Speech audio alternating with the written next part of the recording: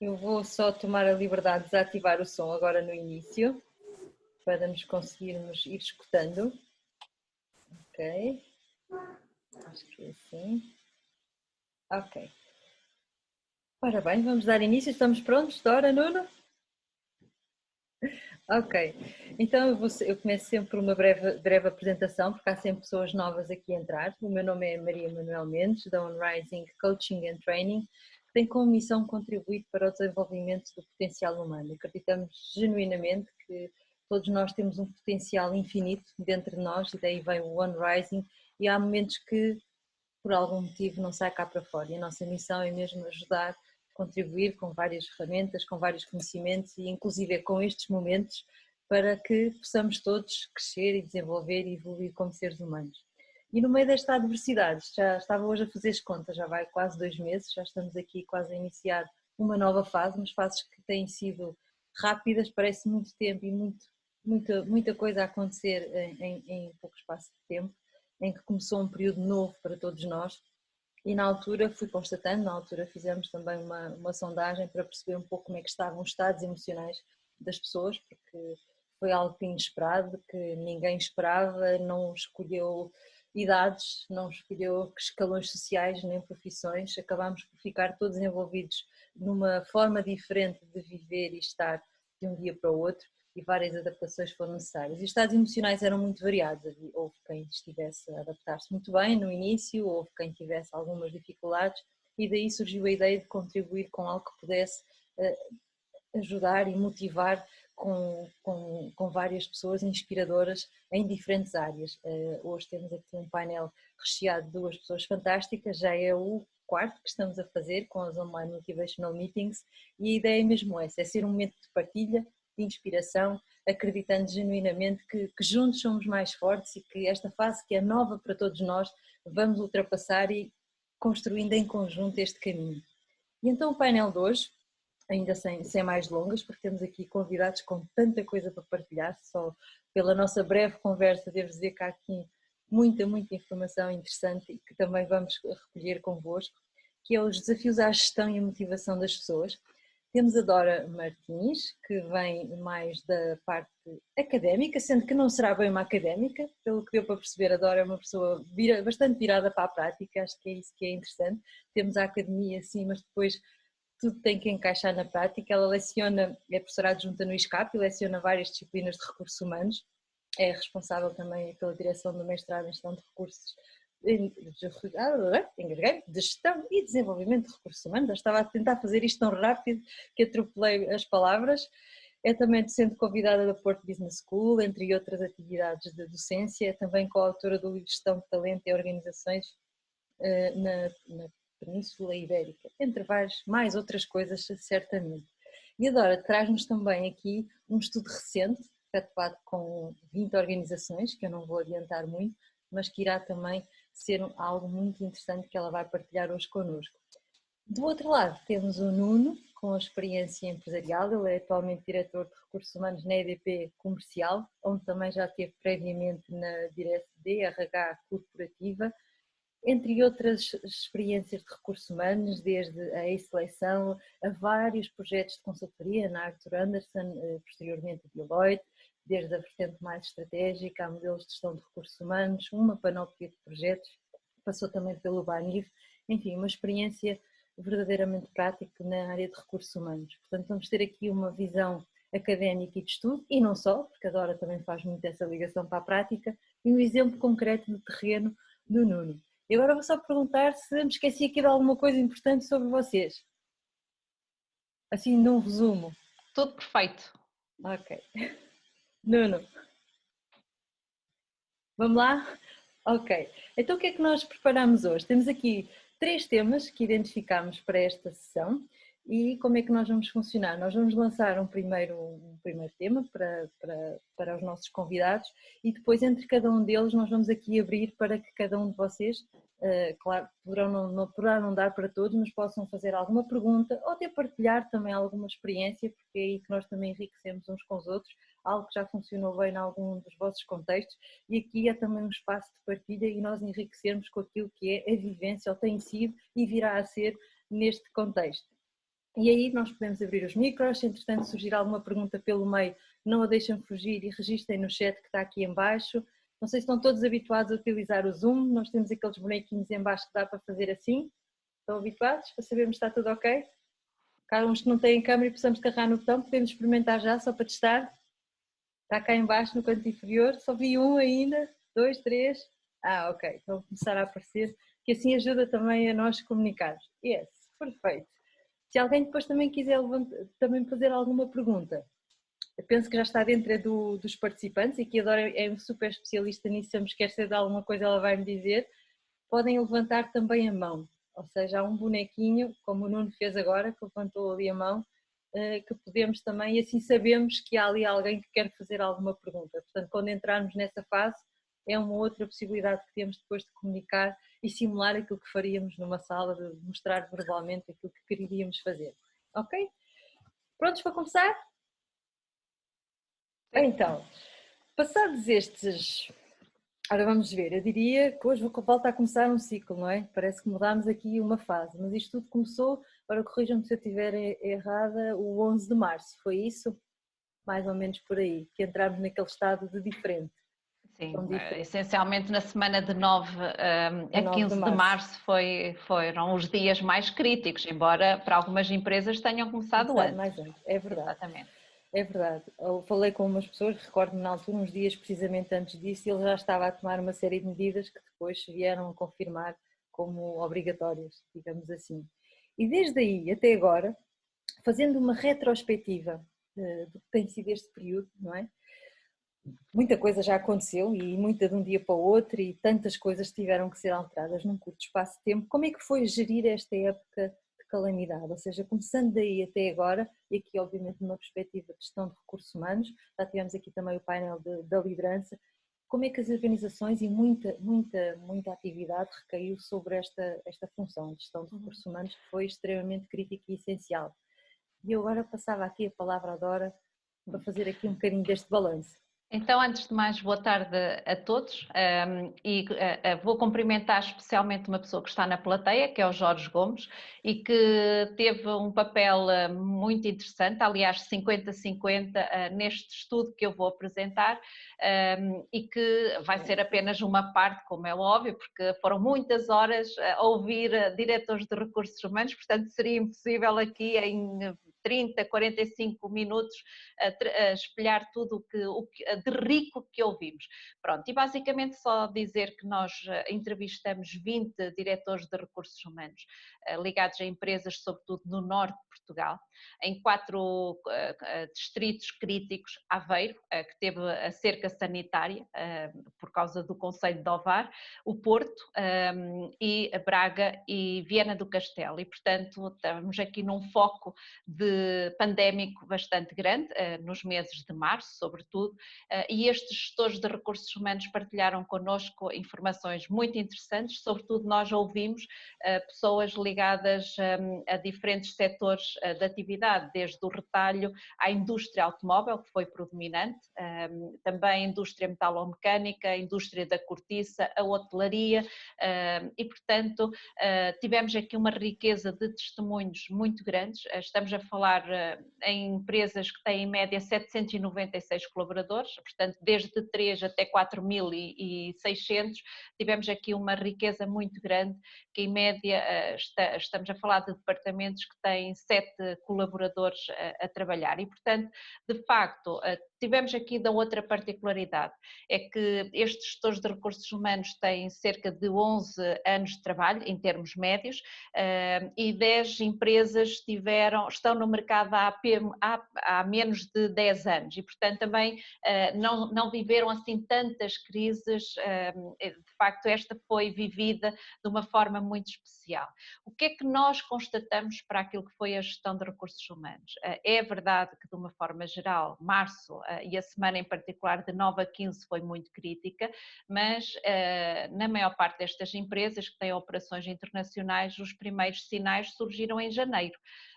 vindo quer por expatriados, quer por fornecedores ou clientes localizados no continente asiático, e começaram a dar alguns sinais de que as coisas não estariam muito bem, embora numa primeira fase toda a gente achou que isto era do outro lado do mundo, portanto não nos iria afetar.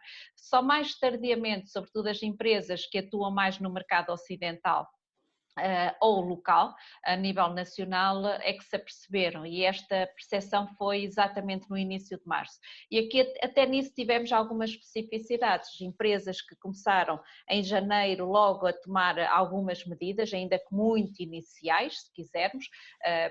Em fevereiro começaram, por exemplo, por evitar as viagens, por mudar comportamentos ao nível do contacto físico, as pessoas deixaram de se cumprimentar com contacto, começaram a criar gabinetes de gestão de crise, por exemplo, começaram a evitar visitas à empresa de pessoas externas à própria empresa, mas na verdade foi em março que algumas empresas se aperceberam, sobretudo porque começou a surgir muita legislação em que houve necessidade de absorver.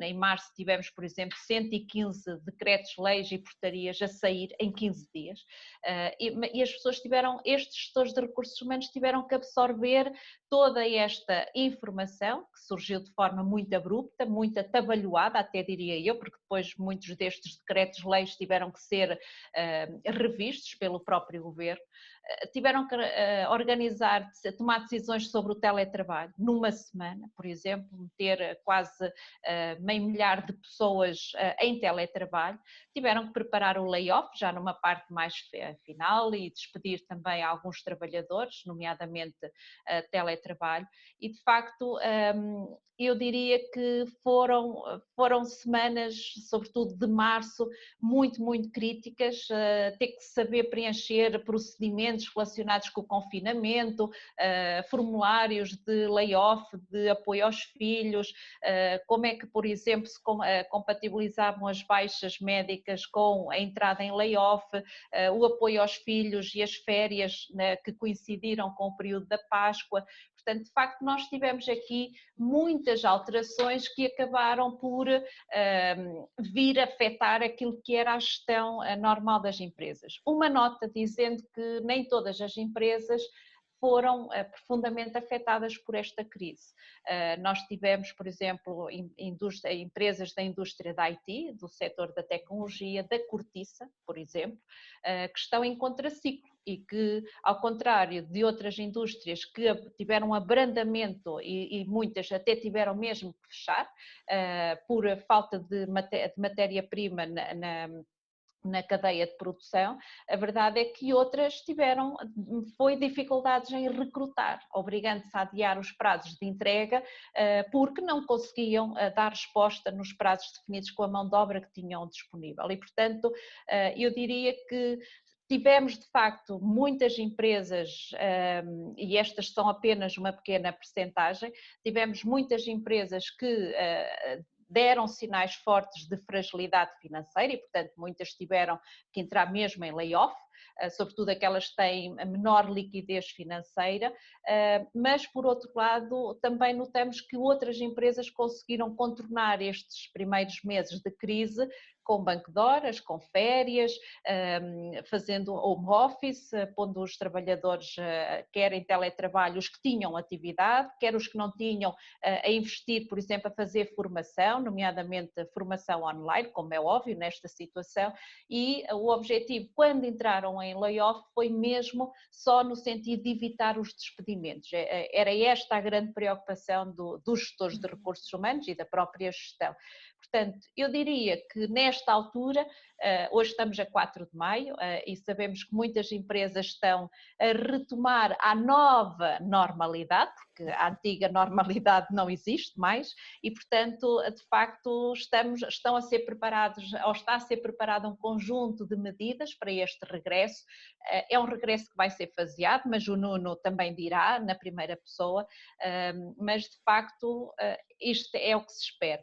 Para as empresas empresas cujo o regresso, o retorno vai ser mais lento, eu diria que estão a equacionar estratégias de reinventar o negócio. E, portanto, estou-me a lembrar de uma empresa que entrevistamos do setor do lazer, concretamente ligada ao desporto, aos ginásios, em que neste momento estão-se a reinventar, a optar pelas aulas online e, portanto, de forma a conseguir o comprometimento dos sócios, mas também temos muitas empresas que estão neste momento a produzir zaragatoas, máscaras, viseiras, ventiladores, portanto, de facto, há aqui uma resposta que tem que ser rápida a dar à crise e as empresas tentaram não parar. E basicamente é este o percurso que foi seguido em pouco mais de 3 semanas, digamos assim, para a generalidade das nossas empresas. Obrigada, Dora. Sobre o futuro vamos falar ainda mais à frente, mais em pormenor, do futuro, seja ele qual ele seja, não é? Nuno, como é que foi esta correria? Eu confesso que falar com profissionais de recursos humanos nesta altura foi uma tarefa menos fácil que em qualquer uma das outras áreas. Portanto, eu estou muito grata a vocês os dois por terem conseguido encaixar este bocadinho aqui na agenda, porque têm sido semanas com muita coisa. Como é que foi aí contigo na EDP? Som. Falta o micro. Espera aí. Vou ativar. Ok, sim. Já está. Estão-me a ouvir agora? Agora sim. Ok, obrigado, Mané, pelo convite. Obrigado a todos que cuidaram um bocadinho para nos ouvir. Eu queria só dizer também, para já, Mané, não estamos ainda no passado, não é? Como foi, é como é. Feliz ou infelizmente, é como é. E depois para dizer que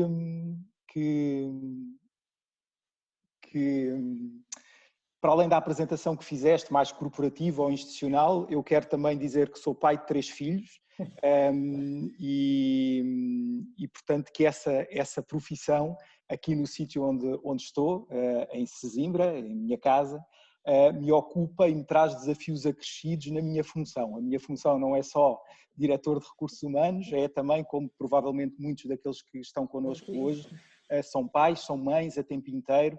E eu acho que durante este painel vamos também falar do que é os desafios acrescidos de entregar a nossa função e aquilo que é o nosso propósito nas empresas onde trabalhamos, mas também o nosso propósito como pessoa, como pai, como mãe, como amigo, e as coisas, se na vida normal os papéis já não se separam assim tão bem, na vida de um homem ou de uma mulher, num contexto de teletrabalho, os papéis confundem-se ainda mais e trazem desafios acrescidos. Portanto, também dar essa nota aqui de apresentação e dizer que, obviamente, na EDP, enfim, partilhar um bocadinho aquilo que foram os objetivos e as prioridades e também as diferentes fases que vivemos até o momento.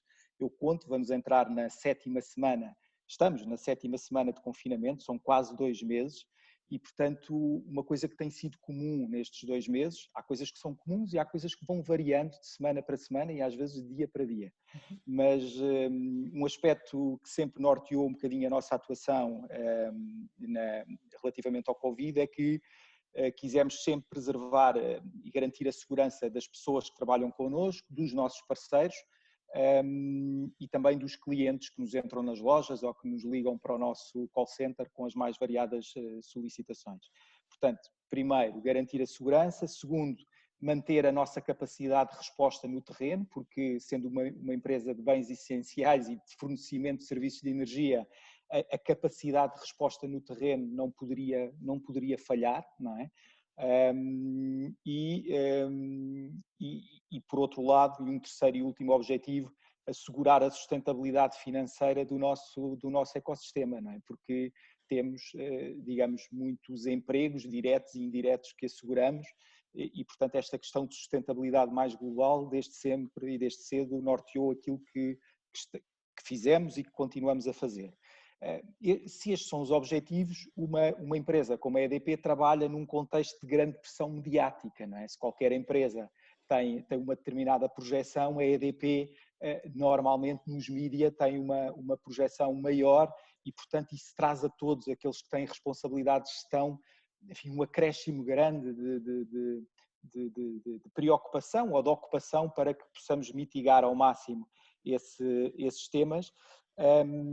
Portanto, grande pressão mediática, numa primeira fase uma corrida que todos sentiram aos equipamentos de higiene e segurança, não é? E, portanto, recursos que nas primeiras semanas eram muito escassos no mercado e, portanto, tivemos que garantir que tínhamos o álcool gel, as luvas, enfim, todos os equipamentos e materiais de segurança para dotar a nossa operação das condições certas. E, enfim, uma empresa com a dimensão da EDP, um bocadinho superior, ou bastante superior, aliás, àquelas que a Dora e o Jorge também avaliaram no seu estudo, mas uma empresa com esta dimensão tem, e é essa experiência que posso trazer também, tem constrangimentos na sua tomada de decisão, na sua cadeia de valor como um todo, e implica uma coordenação de stakeholders muito complexa. E, portanto, este foi o nosso contexto, porque quando a coisa disparou, não é? E eu diria que para a EDP, a Dora deu aqui um horizonte temporal entre janeiro e março, para a EDP o caso começou, digamos, a ser mais gerido e a ter contornos de preocupação no final de fevereiro, não é? Ou de atuação no final de fevereiro, e depois tudo se precipitou a partir do dia 6 ou 7 de março, quando se detectou no país o primeiro caso de infecção por Covid-19. E, portanto, a partir daí foi a loucura completa durante 2 ou 3 semanas, até que tudo tivesse mais estabilizado. Portanto, o que é que foi, e acho que alguém falou, já não sei se foste tu na introdução, se foi a Dora, mas é que todas estas fases por que passamos, que são fases muito rápidas, que implicam uma atuação e uma decisão muito rápida, que nas empresas grandes nem sempre é fácil, ou traz uma pressão acrescida, e temos conseguido fazer, mas depois as necessidades de cada fase avançam muito rapidamente de uma para outra. Dando exemplo concreto, a partir do dia 6, a grande preocupação foi desenvolver medidas que estavam nos nossos planos de contingência, mas que nunca tinham sido ativadas num contexto real, não é? Até aqui, uma empresa como a EDP fazia simulacros de situações de crise nos mais diversos contextos, mas nunca tinha tido uma situação real. E, portanto, as primeiras medidas, ou o primeiro foco de preocupação ou de atuação foram daquilo que nós chamamos de gestão da calamidade, não é? Tudo de situações, como é que fazemos para garantir o distanciamento social, numa primeira fase, nas situações nos edifícios. Depois percebemos que isso só era possível mandando uma parte, depois um dia ou 2, tudo isto é muito rápido, não é? Mandando as pessoas para teletrabalho, portanto nós não entramos em outros mecanismos de layoff ou de outras situações que são conhecidas no mercado. Quisemos proteger, essa foi sempre a preocupação, proteger ao máximo as nossas pessoas e também os nossos parceiros, com algumas medidas que tomamos, já darei exemplos. Mas a grande medida foi enviar as pessoas para teletrabalho, ok? Essa foi a medida para fazer face. E, portanto, como é que numa empresa, e este era o contexto em que andávamos há 4, 5 meses a discutir uma política de teletrabalho, quais são as regras, quais são as funções elegíveis pelo teletrabalho. Uma função de terreno não é elegível à partida para teletrabalho. Se eu tenho que controlar uma obra, eu não a posso fazer em teletrabalho. Ponto 1. Se calhar os que tinham maiores preconceitos na empresa relativamente a isto, também defendiam que não era só uma questão de âmbito funcional, era também uma questão de dia da semana. Se calhar o teletrabalho pode ser feito um dia por semana, não sempre, mas um dia por semana, e idealmente não há segunda e há sexta, porque senão as pessoas confundem com um fim de semana prolongado. E estou a ver aqui algumas expressões de sorriso na cara dos nossos 20 e tal participantes, porque provavelmente encontram também este tipo de discussão ou de preconceito também nas vossas empresas. Mas isso, de facto, andávamos há 4, 5 meses com o afinamento destas medidas de teletrabalho na EDP e, de repente, de um dia para o outro, não é preciso política, não são algumas pessoas, são todas as pessoas, e não é um dia por semana, são todos os dias da semana, e não são 5, são 7, porque passou a haver uma grande confusão entre o tempo de trabalho efetivo e aquilo que é o tempo familiar. Pronto, e isso vai aos meus desafios pessoais e provavelmente também de muitos dos que estão aqui, de conciliar isto com o papel familiar e pessoal. Portanto, voltando aqui um bocadinho à estrutura e àquilo que tinha pensado dizer, que realmente a grande preocupação ao início, nas primeiras semanas, foi muito proteger as pessoas. Foi proteger as pessoas, os clientes e os parceiros. Isso levou-nos a enviar as pessoas para teletrabalho, ponto 1, internos. Ponto 2, naquilo que são os nossos parceiros que trabalhavam nas lojas ou que trabalham nas lojas ou no contact center para onde vocês ligam quando têm algum tema para tratar.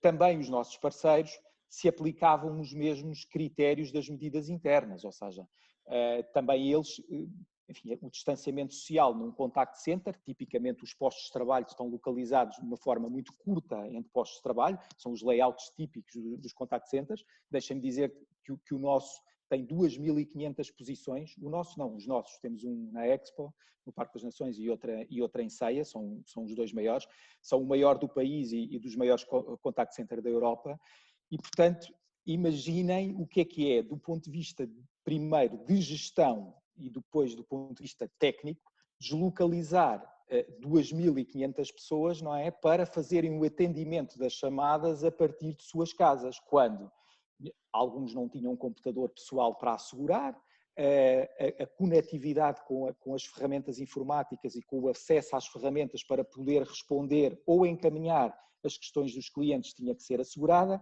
Enfim, um conjunto de situações do ponto de vista de gestão e técnicas que tiveram que ser assegurados em pouquíssimos dias, uma coisa que em contexto normal demoraria algum tempo para assegurar, e tudo isto se teve que precipitar num conjunto de dias. E digamos, a pressão maior para quem tem responsabilidade de gestão é mesmo de desenhar e de ter um plano rápido de atuação, porque o negócio precisa de uma resposta imediata. E portanto, estes foram, digamos, as primeiras 2 semanas, ou uma semana e meia, se quiserem, a atuar neste sentido. Logo a seguir veio uma preocupação, que é, digamos, sair desta parte negativa. O próprio termo que utilizei, gestão da calamidade, tem uma conotação negativa, mas temos que sair disto e temos que continuar a cuidar do nosso negócio e da sustentabilidade do nosso negócio. Recordem-se que eu disse que uma questão era assegurar também a sustentabilidade financeira da companhia. E, portanto, o pensar de imediato ou em paralelo com a gestão da calamidade, ter um plano para retoma da atividade e que, digamos, os objetivos da empresa e dos parceiros não ficassem severamente comprometidos, porque nós temos um conjunto de empregos indiretos, que são os fornecedores que trabalham connosco, que são cerca de 3.500, não é? Na EDP Comercial, que é a empresa que represento. Tínhamos que passar a ter aqui um plano de recuperação da nossa atividade e, portanto, criámos aquilo que chamamos War Rooms, que no fundo teve aqui um aspecto bastante positivo na empresa, porque as War Rooms, no fundo, são equipas multidisciplinares que trabalham em conjunto para ver que medidas ou que iniciativas o negócio precisa de implementar, novos produtos, redesenhos de oferta, retoma da atividade como um todo. E, portanto, alguns exemplos de iniciativas, que são muitas, que são geridas transversalmente por grupos de trabalho que incluem pessoas de diferentes direções e que estão a trabalhar não no presente, mas a pensar já no futuro e de como é que a empresa recupera depois deste período, que ainda temos algumas semanas pela frente. E finalmente um terceiro eixo, que é aquele que estamos agora, mas que se calhar acho que falaremos disso um pouco, ou falarei disso em concreto um pouco mais à frente, que são, então, se mandarmos as pessoas do pé para a mão para casa, como é que as vamos trazer de novo para as instalações? Porque elas estão em casa, mas vão voltar, ou nós estamos em casa, mas vamos voltar. E, portanto, como é que isso vai acontecer? Agora que temos, entre aspas, algum tempo para pensar, como é que as vamos trazer de novo para as instalações, está bem? E chamámos mesmo regresso às instalações, partilho convosco que tínhamos falado back to work, ou regresso ao trabalho e de facto não foi um termo muito feliz porque as pessoas continuavam a trabalhar. Portanto, o que se trata é de regressar às instalações novamente e também eu acho que mais à frente falarei um bocadinho de uma forma mais focada neste regresso. Dizer que destas iniciativas várias de gestão da calamidade, tivemos várias com um impacto muito positivo nas pessoas. Uma primeira foi de informação. Lançámos uma página, um microsite sobre informativo sobre o Covid internamente, criámos uma linha médica para despiste, porque as pessoas tinham muitas dúvidas, não obstante a informação escrita que circulava e muita coisa também ambígua ou divergente nas redes sociais.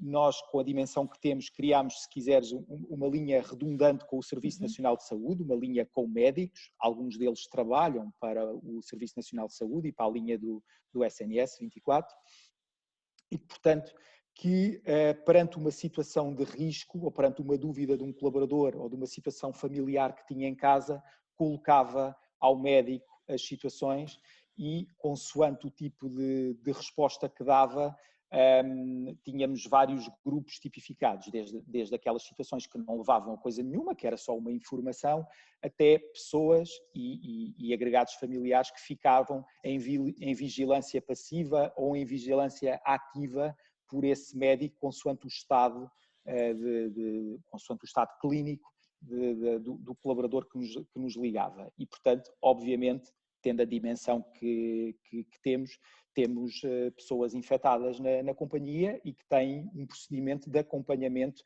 médico por parte desta equipa que vos falava, desta linha de apoio.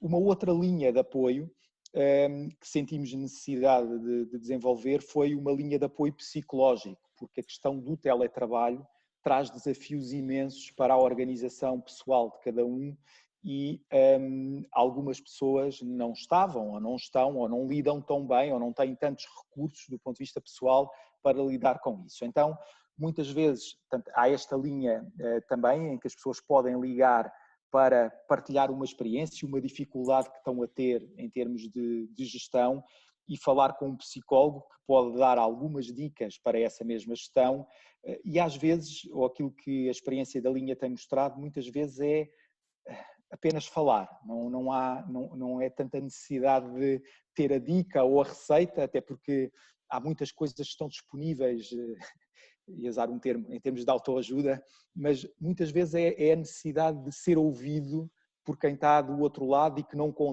conhece o contexto particular em que a pessoa atua, nem tem de conhecer, mas que é uma voz de escuta e de empatia com a situação, e isso também resolve uma parte das situações e tem sido muito bem acolhido por parte das pessoas. E outro terceiro nível, como tinha dito, tem sido de promoção ou divulgação de alguns recursos que ajudam as pessoas a lidar um bocadinho com esta situação, desde uma parceria que temos com a Harvard Business Review e que selecionamos, a Universidade EDP seleciona um conjunto de artigos interessantes sobre situações de organização e gestão do trabalho, em contexto de isolamento, como lidar com o stress em situações de pressão, enfim, um conjunto de recursos que semanalmente vamos fazendo update e divulgando nas nossas redes internas e que têm sido úteis para as pessoas. Portanto, desde esta perspectiva mais reativa ou mais passiva de disponibilização de informação até esta linha mais iterativa, médica ou de apoio psicológico. Agora, vejam, nós estamos, digamos, na 8ª semana, 2 meses depois do primeiro caso identificado. Todo a dinamização, o preparar estes recursos dentro da empresa, organizar, disponibilizar, entregá-los, obriga de facto, ou tem obrigado, enfim, a um trabalho muito acrescido das equipas para garantir que uma empresa tão grande como a EDP permanece coesa e permanece forte e prepara-se para depois agora entrar, a partir de agora, numa fase mais positiva. E é um bocadinho este tipo de experiência.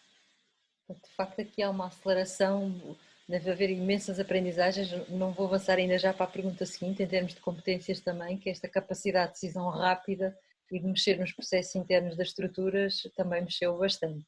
Mas eu, antes ainda de fazer aqui algum comentário, vou levantar aqui, obrigada Nuno por todo este detalhe. Há aqui ainda um pormenor que eu ainda te vou levantar sobre isto, mas antes queria aqui abrir ao outro lado, que nos estão a ouvir, se gostariam de fazer alguma pergunta já sobre aquilo que adoro e que o Nuno partilharam nesta primeira parte.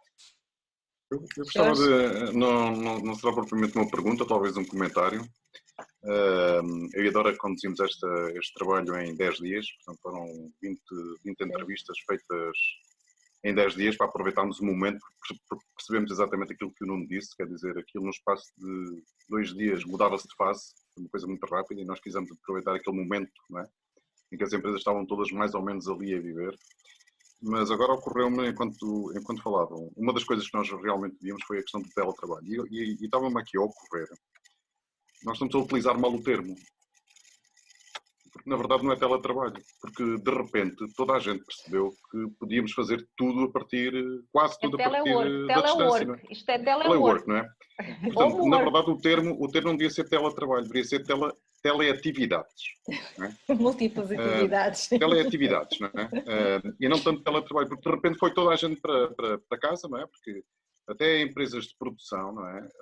Que nós entrevistámos, houve gente das fábricas que foi para casa. E portanto a questão não é bem o teletrabalho, são teleatividades. E isto lembra-me, isto de repente ocorreu-me, que nós deveríamos talvez começar a pensar em três dimensões, ou seja, que atividades é que podem ser feitas à distância, em todos os trabalhos, e quais as atividades que são mais difíceis de ser feitas à distância, o grau em que essas atividades podem ser feitas à distância, e por último, o grau em que a empresa nos deixa fazer essas atividades à distância. E isso, de facto, leva-me a uma pergunta, talvez para o Nuno, e porquê regressar? Olha, primeiro, Jorge, obrigado pelo comentário e pela provocação. Eu acho que também é uma provocação. Eu acho que as pessoas querem voltar, sabes? Eu sinto um desejo enorme por as pessoas se voltarem a encontrar e tomarem um café nas instalações da empresa. As pessoas querem voltar. Já vamos falar deste regresso às instalações, mas as pessoas querem voltar. Eu acho que, vamos lá ver, esta experiência de teletrabalho onde estamos mergulhados há 7, 8 semanas trouxe aqui grande proximidade, grande sentido de propósito por parte das pessoas. Noto isso todos os dias nos grupos de trabalho onde estou inserido, nestas war rooms e nos grupos de discussão. Nunca a empresa comunicou tanto. Nunca a empresa, apesar do distanciamento social, a proximidade relacional aumentou. O relacionamento entre as pessoas aumentou. E por isso é que a tua pergunta é interessante, porque para que voltar, não é? Mas a questão é, primeiro, as pessoas estão loucas no bom sentido, relativamente à confusão que têm instalado em casa nos papéis de trabalho e social. Portanto, ajuda a separar aqui um bocadinho os papéis, porque aquilo que está a acontecer com a generalidade das pessoas é que nós não conseguimos ter um horário de entrada às 9 e sair às 5, ou às 6, ou às 7, ou às 8, não se consegue separar isto. O que nós fazemos é, cuidamos dos pequenos almoços e dos filhos ao início da manhã, a seguir temos o dia com reuniões e com calls e com Teams e com Zooms e Skypes e as ferramentas todas que temos. Lá conseguimos organizar o almoço e uma sessão de apoio ao estudo por ali, portanto interrompo o meu trabalho ou ponho um stop e digo agora não consigo, retomo às 5, ou retomo, como muitas vezes me acontece, a seguir ao jantar, não é? E tipicamente aquelas pessoas que não tinham ou que se conseguiam organizar a agenda do seu dia para não ter temas de trabalho ou levar os temas de trabalho para casa, é praticamente impossível fazer porque nós não estamos em teletrabalho numa situação normal. Nós não estamos numa situação de teletrabalho em que os nossos filhos estão na escola, não é? Eles estão aqui, por acaso agora não estão, porque cuidei que isto tivesse aqui um aspecto harmonioso enquanto estou a falar convosco. Porque se eles estivessem aqui, são 3, garanto-vos que isto não era possível e esta conversa teria variadíssimas interrupções.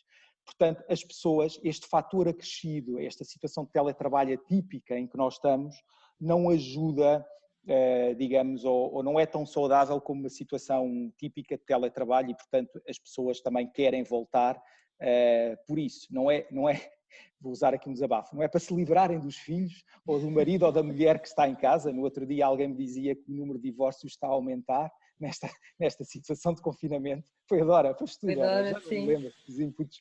Mas eu não estou a divorciar, eu é que disse que estava a aumentar a taxa de divórcio. Eu não disse que estavas a divorciar, Dora, não faria isso aqui. Se tivesse que ser, era. Mas eu já me divorciei, portanto esse tema não estava resolvido. Está resolvido, mas é um desafio acrescido para mim quando os 3 estão aqui, porque nem sequer tenho o cônjuge para ajudar ou para dividir essas tarefas e, portanto, as pessoas estão desejosas que este inferno acabe, Jorge, por isso eu acho que vamos querer voltar. Agora, não vai a ser como de antes, não é? Eu acho que posso dizer que a EDP era bastante conservadora a partir daí, o órgão de gestão bastante conservador, e esta experiência de quase 2 meses em que os níveis de produtividade da empresa não desceram, que é a grande preocupação dos conselhos de administração, que é então, e a produtividade? Não, nós conseguimos aguentar o negócio com, vou-vos dizer, no grupo inteiro, em Portugal somos 6.000 pessoas, e o teletrabalho, ou as teleatividades, como sugerias, estão em 75%, ok? Porquê? Porque temos uma EDP Produção, uma EDP Distribuição, que são empresas de cariz de terreno e de industriais, e essas atividades, muitas delas, não pararam, não é? Se tu tens uma avaria, essa avaria tem que ser reparada, e essas pessoas estão no terreno.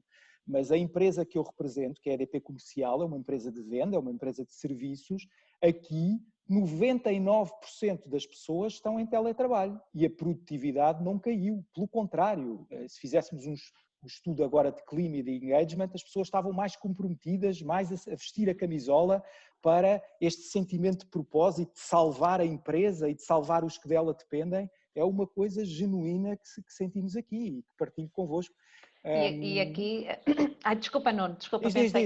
Não, ia-te dizer que tudo o que estás a dizer, e o Jorge está a concordar com toda a certeza, não excluindo os outros participantes, porque nós constatamos isso. Agora também é importante, todos se calhar que estamos neste webinar, estamos a viver a experiência de teletrabalho, muitos deles ainda estão a viver ou já viveram nas últimas semanas, e isto implicou nós termos que ter 3 trabalhos a tempo inteiro, que é o sermos empregados domésticos, sejam homens ou mulheres, é sermos pais, sejam homens ou mulheres, e é sermos trabalhadores de quem se está a exigir muito mais, de quem nós, por esta perspectiva de engagement, também estamos a querer dar muito mais, porque estamos mais comprometidos com as nossas organizações.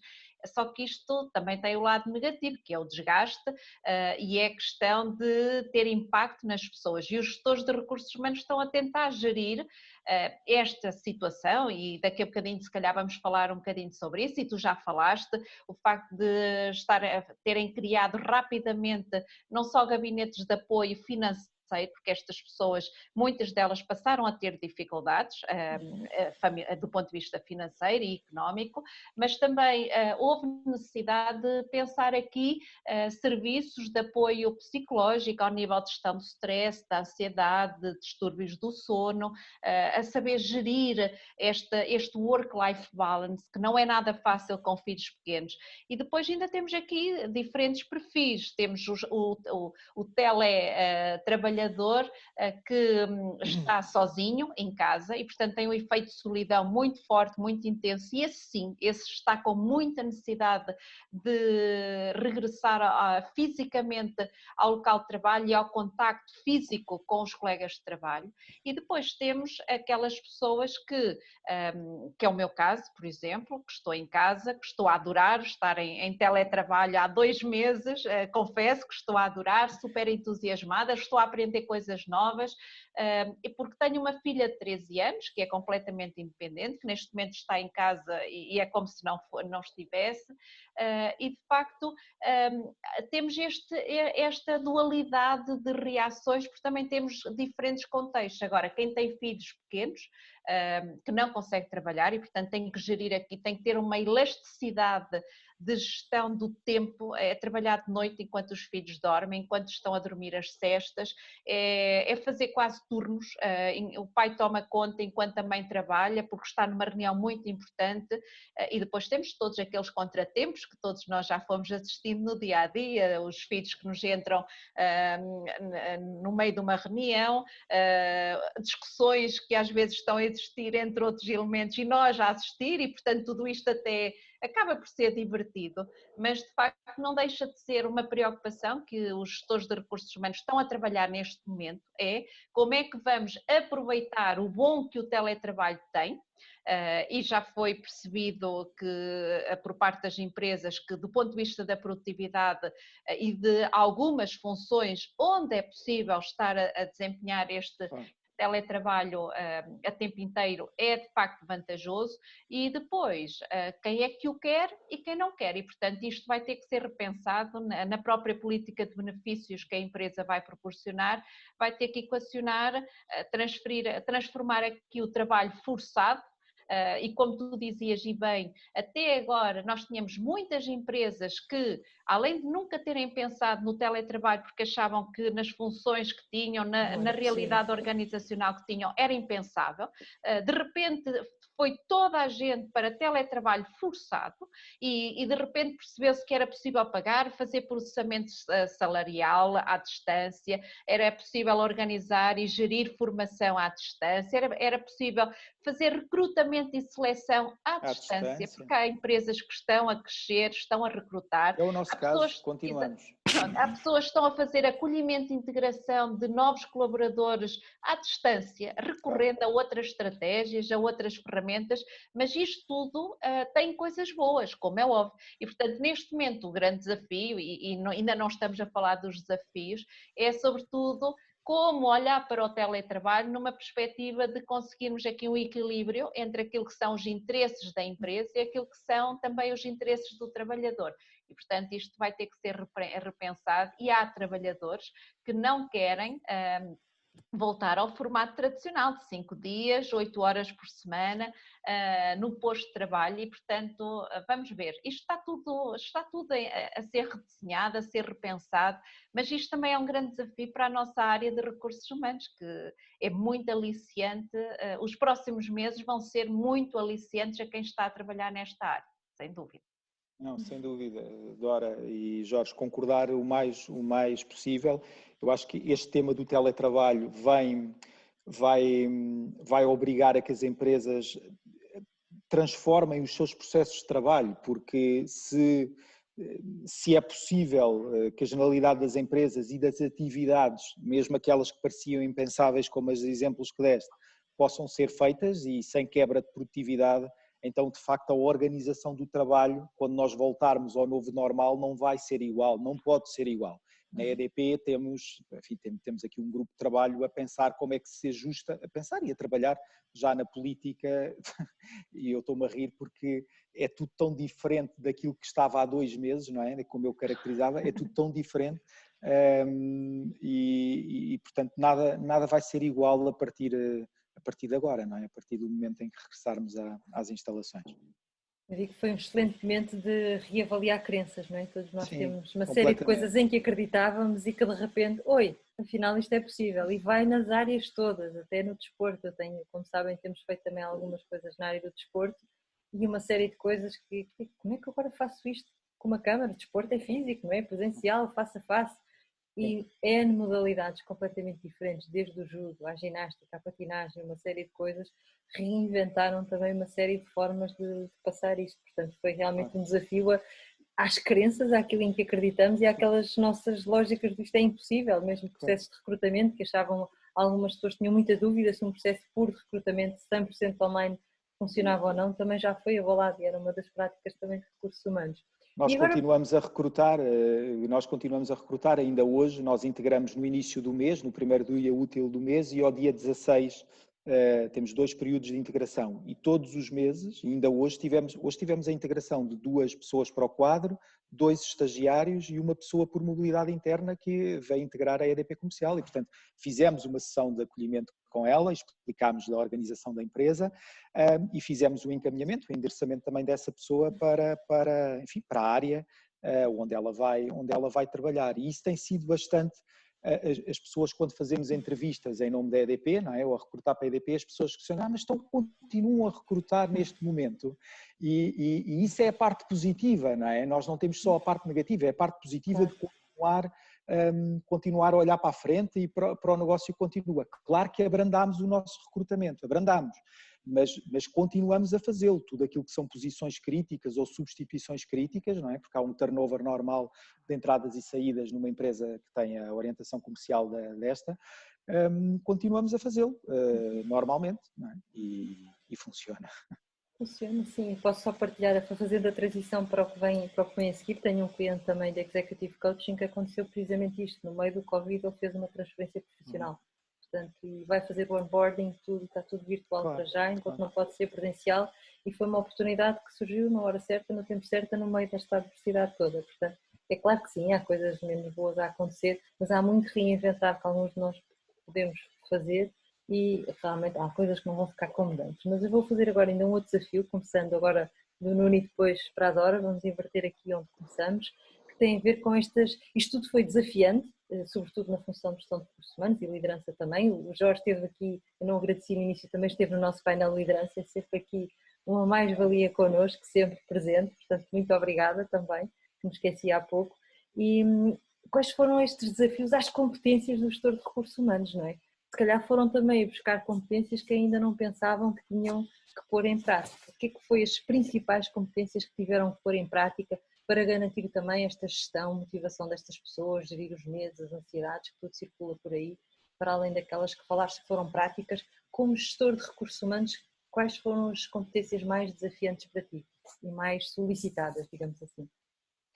Sim, olha, como gestor de recursos humanos e gestor de recursos humanos na EDP, com aquelas características que eu falava ao início, por isso senti, porque a EDP é uma empresa complexa do ponto de vista de organização, porque eu estou numa unidade de negócio, sou responsável por uma empresa que gera, do ponto de vista interno, cerca de 500 pessoas, mas depois que tem 3.500 prestadores de serviços que gravitam em torno disto. E nós já não estamos no paradigma da gestão de recursos humanos de antigamente, em que as DRHs geriam os internos e alguém geria os externos. Este ecossistema é complexo e, portanto, há implicações laborais das decisões internas no externo e vice-versa. E, portanto, o gestor, eu não posso dissociar a minha posição da posição que exerço numa organização como a EDP, que tem este tipo de complexidade. E todos nós sabemos que a melhor forma de lidar com a complexidade é torná-la simples, não é? O que numa empresa com a organização e com os múltiplos stakeholders e interesses na EDP não é fácil. Mas então, procurando responder à tua pergunta, eu acho que aquilo que trabalhamos como gestor de recursos humanos e facilitador, digamos, deste processo na empresa foi a capacidade de decidir rápido, não é? Nós somos uma empresa que não somos uma empresa de capital de risco, não é? E, portanto, a gestão do risco numa empresa como a EDP é bastante conservadora perante o risco, não é? E muitas vezes, quando na empresa precisamos decidir sobre determinada coisa, seja uma proposta de investimento, um desenho de um novo serviço, etc., nós investimos muito tempo a cuidar cada coisa, não é? A analisar cada coisa, com o departamento jurídico, com o departamento de relações laborais, com a análise de investimentos, enfim, com toda a cadeia de valor que está envolvida na análise dessa mesma coisa. E das coisas que as pessoas se queixam nos questionários de clima é que tudo demora muito tempo a acontecer na EDP. Pronto. Ora, isso não aconteceu aqui. Portanto, as decisões tinham que ser tomadas, portanto, não havia forma de dizer fica para o próximo conselho, fica para amanhã. Não, a decisão tinha que ser tomada com o risco inerente que lhe estava subjacente, e bem ou mal ela tinha que ser tomada. E isso trouxe enormes vantagens do ponto de vista até culturais, por isso é que nada voltará a ser como antes.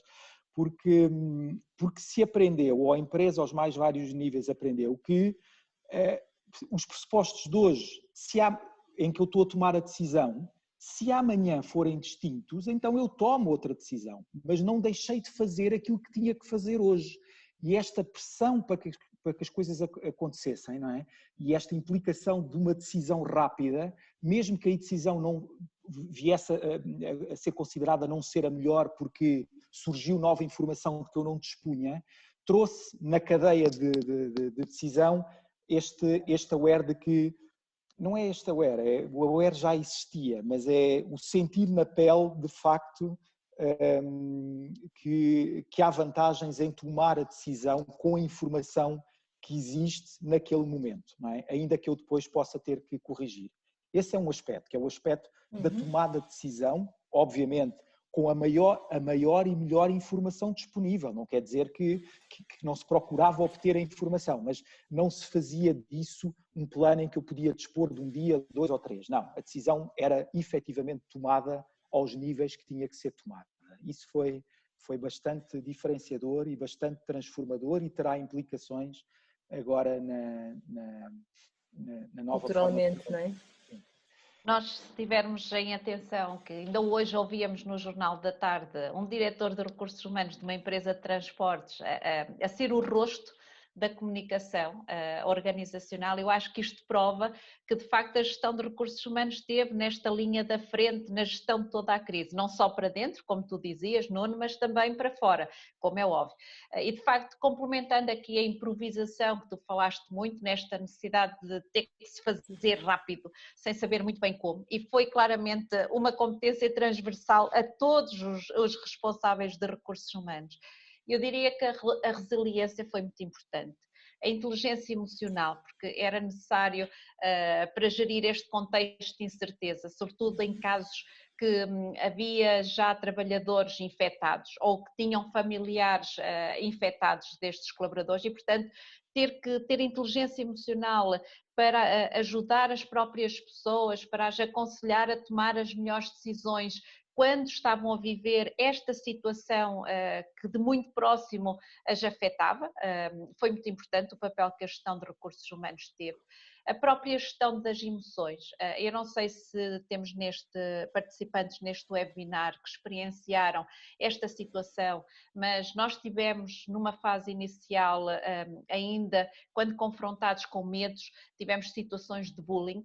As primeiras situações de contágio acabaram por se materializar em algumas denúncias e também de serem vítimas de bullying, e os próprios colaboradores também serem promotores desse bullying, sobretudo, porquê? Porque as pessoas estavam com muito medo, não queriam ir trabalhar sabendo que ao lado estava um colega de trabalho, que um familiar tinha regressado de Itália, ou porque tinha estado numa festa onde o DJ tinha sido a principal fonte de contágio. Portanto, e isto levou a que muita gente acabasse por ser vítima deste bullying, e a gestão de recursos humanos teve que saber gerir estas emoções e tentar manter a calma entre os próprios colaboradores.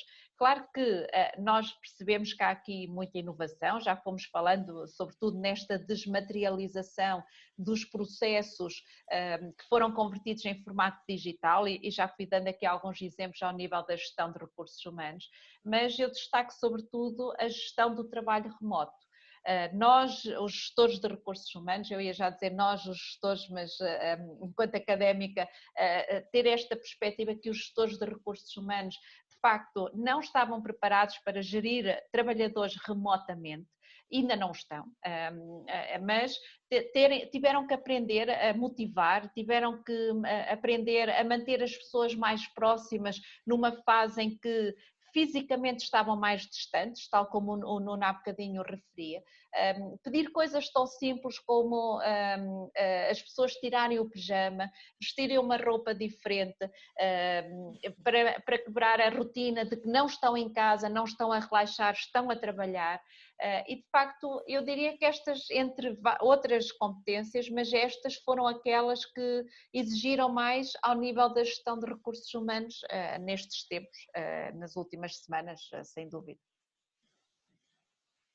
Acrescentarias ainda alguma, Nuno? Para além Acrescentava só na perspectiva não da exigência dos recursos humanos, mas daquilo que mais vi ou que mais senti também de resposta surgir naturalmente, mas que está implícito nisto que falámos até aqui, que é a extraordinária colaboração das pessoas, não é? E sobretudo, se calhar isso é mais evidente ou pode parecer mais óbvio em empresas de menor dimensão, mas numa empresa tão grande e tão verticalizada como é a EDP, esta capacidade de ir para além dos silos e das pessoas se unirem perante aquilo que era preciso fazer, a colaboração, o trabalho de equipa, pronto, podemos traduzir isto em vários termos, eu acho que tem sido uma presença desde o início de março.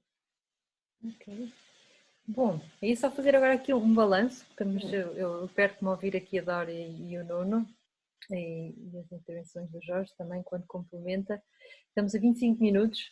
Só gostaria de perguntar à audiência como é que está, se está tudo fixe, se alguém gostaria de aproveitar o momento para lançar uma pergunta antes de irmos para o último bloco temático, que eu quero ver se os vossos dedinhos levantados, virtuais, que é mais fácil porque muitos não têm câmara. Ainda me faltam muitos, há aqui muitos ainda. Para ter aqui a certeza. Estão a levantar, sim. Ok. Ninguém quer fazer nenhuma pergunta agora? Ou uma partilha? Tenho estado aqui a acompanhar o bate-papo e, de facto, ainda sobre o tema do teletrabalho, nota-se que as pessoas estão a tentar encontrar aqui um equilíbrio maior entre casa e trabalho, portanto, também a plateia vai se dividindo entre as diferentes opções que o Jorge até foi aqui colocando. Mas que de facto eu diria que, grosso modo, regressa à normalidade como anteriormente, não parece que esteja nas preferências dos nossos participantes, portanto, de facto, nós estamos a mudar e vamos todos ter um papel muito importante nessa mudança, sem dúvida. Estamos 7-4. 7-4. Eu estava aqui a aguardar ainda para fazer a soma, mas... Portanto, 7 para mais casa, menos organização e 4 para menos casa, mais organização. Claro que será mesmo um contexto diferente do que nos vai aparecer à frente agora. O que eu diria, o que nós acabámos por falar quando foi o de liderança, Jorge, se podes também complementar, que era depois como é que vai ser este equilíbrio, não é? Gerindo depois também uma outra das questões que tinha surgido, que era o haver momentos, como o Nuno referia há pouco, também há a saudade daquele estado de presença, daquele toque do passou bem de alguém, nem que seja se calhar de uma ou outra maneira, mas o mudar radicalmente, se calhar precisamos aqui ter esse equilíbrio, porque a parte do toque humano foi um dos sintomas mais sentidos também num dos questionários que nós fizemos, numa sondagem que ainda quase chegou a 100 pessoas, que sentiam mesmo muita falta do toque, da proximidade, de tudo isso. Se bem que mesmo assim, do primeiro painel para o segundo, e aí volto a remeter aqui ao Jorge também, que se falava como é que nós sentimos as emoções aqui, só vejo quadradinhos, como é que eu sei o que é que está a acontecer do outro lado? E nós, na verdade, no painel seguinte conseguimos, não foi, Jorge? Conseguimos sentir emoção com as histórias, com o olhar, com a leitura verbal, não verbal de cada um.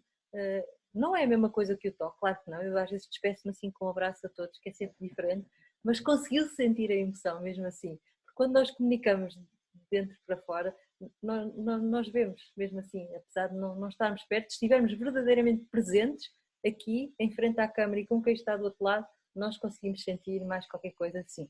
Sim, mas não é a mesma coisa. Por exemplo, é mais fácil com estas pessoas que têm a câmara ligada conseguir perceber a interação, sim, sim. Claro que sim, e percebendo os nãos verbais, os sims, os que dizem sim, não, tem que ser e tem que ser com a câmara. consegue-se fazer interação do que não haver, mas às vezes por limitações técnicas ou largura de banda, se tiveres o som ligado ou se tiveres a câmara ligada, isso consome mais recursos e muitas vezes não se consegue fazer a chamada. E, portanto, dou por mim em muitas reuniões da empresa, pá, são muitas durante o dia, nem vale a pena contar, mas são muitas, em que as pessoas só têm o PowerPoint ou aquilo que é, e as câmaras estão desligadas e até o som está desligado para não haver interferência ou não se ouvir qualquer coisa que está a passar ao lado, e as pessoas só ligam o som quando precisam de intervir por algum motivo. E quem está a dinamizar não tem o feedback que precisa para comunicar, bem, não é?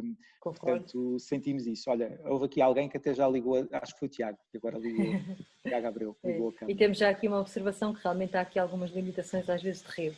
Sim, mas é quando verdade, temos as condições, em condições normais, até conseguimos ir mais além, é um facto.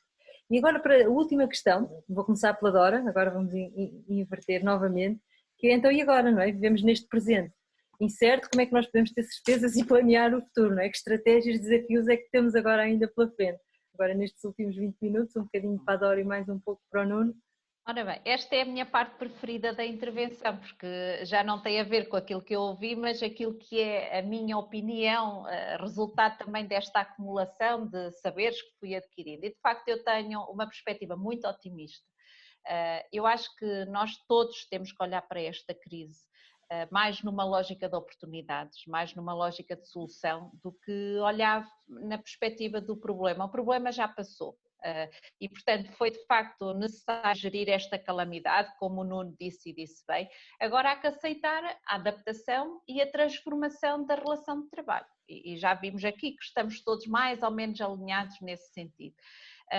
Entre os principais desafios que a gestão de recursos humanos está a viver, sobretudo eu diria que é a necessidade de ter capacidade de gerir a saúde e a proteção dos colaboradores. Este continua a ser a prioridade nos próximos tempos, mas por outro lado também há que ter responsabilidade para ajudar na continuidade do negócio. Portanto, não podemos só ter aqui a preocupação de olhar para os nossos colaboradores, mas também temos que olhar para os nossos gestores, porque nós, na preparação deste webinar, fomos conversando muito os três e, de facto, uma das coisas que eu tenho notado nestas discussões, porque surgiram vários webinars, é que a preocupação, o foco tem sido mais na pessoa enquanto colaborador e não tanto a preocupação, por exemplo, nos gestores, que também estão a passar por um momento muito difícil. E nós não estamos tão preocupados, mas esta não é uma crise económica, esta é uma crise de saúde pública, é uma crise de humanidade e os gestores têm aqui, de facto, feito um esforço muito grande e não é só necessariamente para salvaguardar os seus negócios, mas porque efetivamente eles estão comprometidos também com os seus trabalhadores, estão preocupados. E de facto esta é uma questão de que esta é uma crise que ajudou a perceber a dependência recíproca que existe entre a empresa e o colaborador.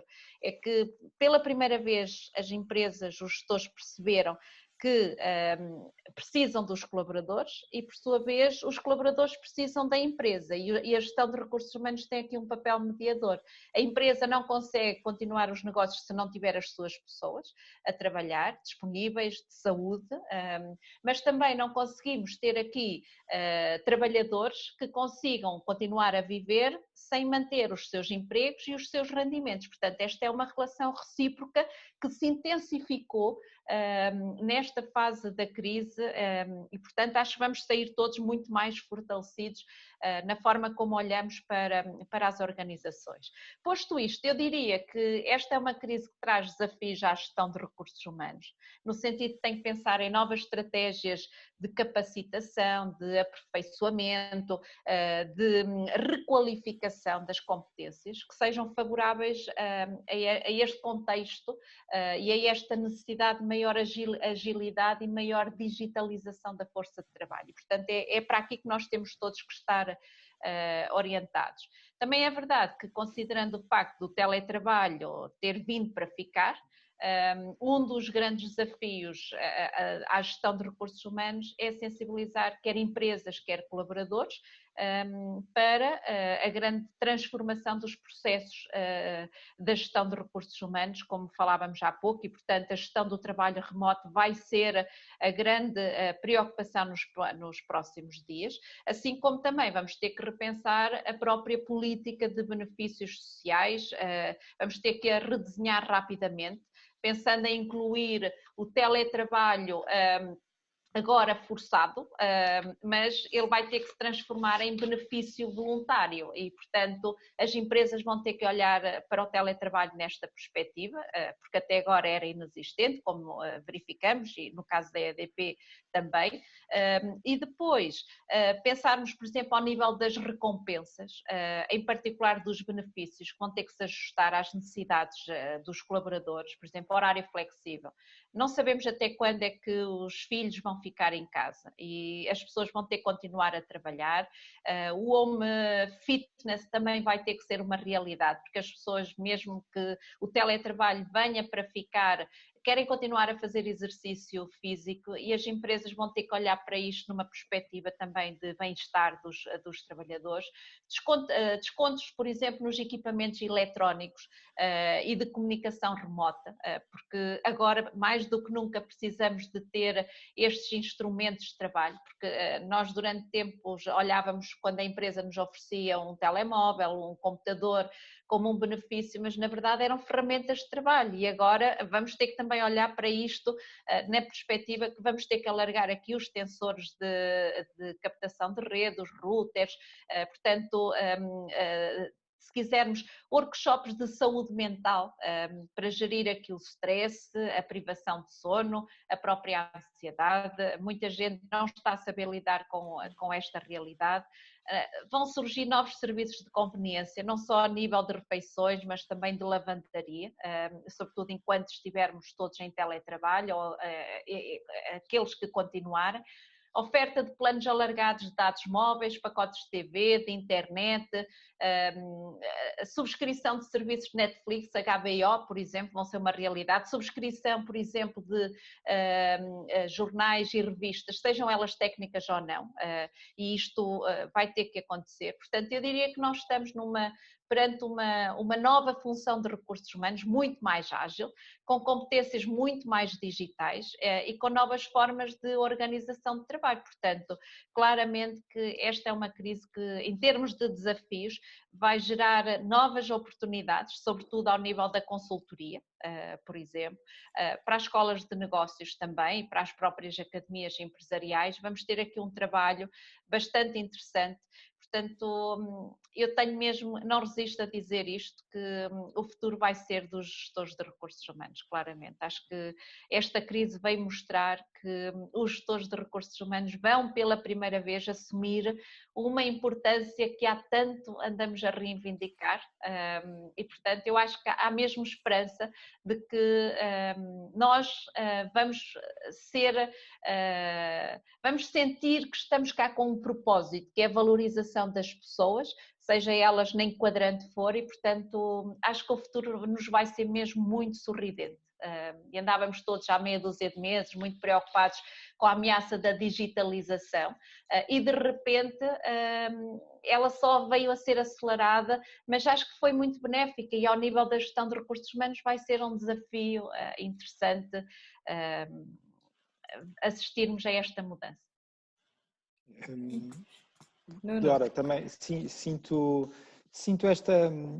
esta mudança que a Dora aqui fala, nem tanto pela EDP, mas nas comunidades de discussão e de prática de recursos humanos onde também estou incluído, e nem em todas as empresas têm o mesmo contexto e o mesmo tipo de oportunidade para trabalhar os temas de recursos humanos e de facto este papel do gestor de recursos humanos enquanto parceiro de facto das áreas de negócio e consultor das administrações não é ocupado da mesma maneira em todos os negócios, em todos os tipos de indústria, mas dizendo que na EDP e de facto, e antes desta reunião, eu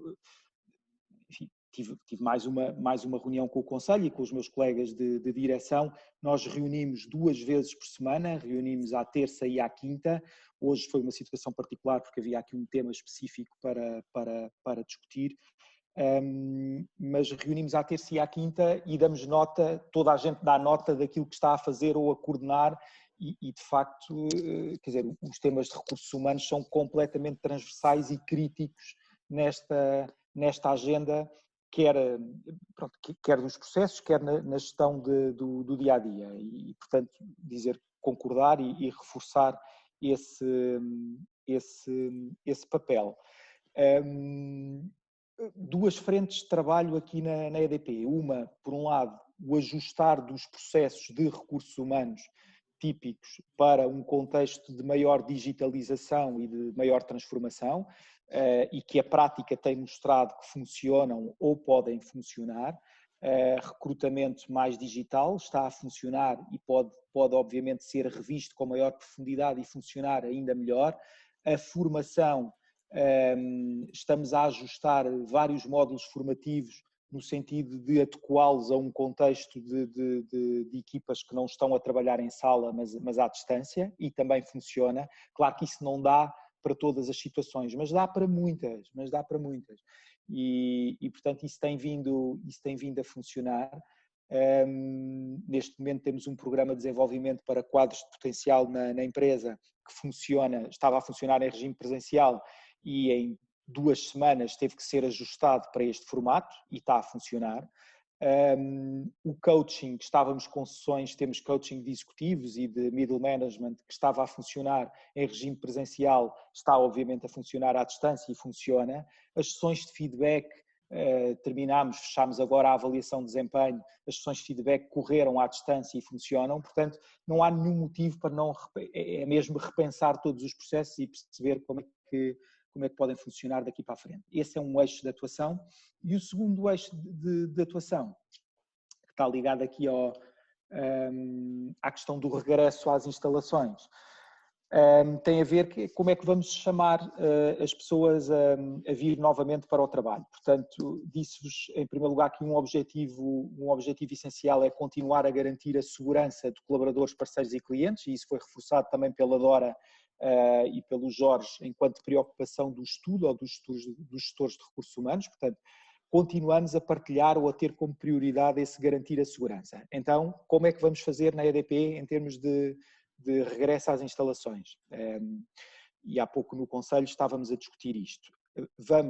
Todas as pessoas que não tiveram ou que não têm quebras de produtividade e podem continuar a fazer a sua função a partir de casa, vão permanecer em casa, ok?